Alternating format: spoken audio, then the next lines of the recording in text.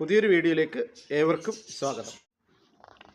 നാളെ തിരുവനന്തപുരത്ത് ആരംഭിക്കുന്ന ഏഷ്യയിലെ തന്നെ ഏറ്റവും വലിയ കലാമേളയായ സംസ്ഥാന കലോത്സവത്തിന് വേണ്ടിയുള്ള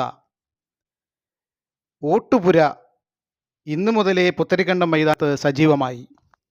നൂറുകണക്കിന് ആളുകൾ 24 മണിക്കൂറും പണിയെടുക്കുന്ന ഓട്ടുപുരയ്ക്ക് ഇത്തവണയും നേതൃത്വം നൽകുന്നത് പഴയിടം മോഹനൻ നമ്പൂതിരിയാണ്.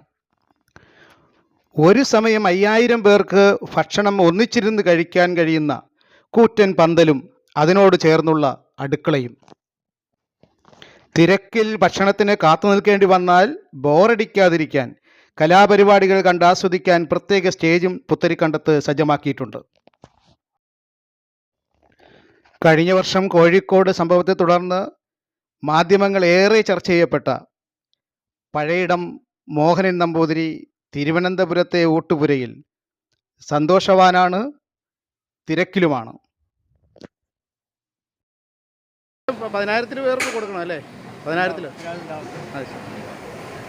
ഓക്കെ, സന്തോഷമല്ലേ ഏട്ടാ?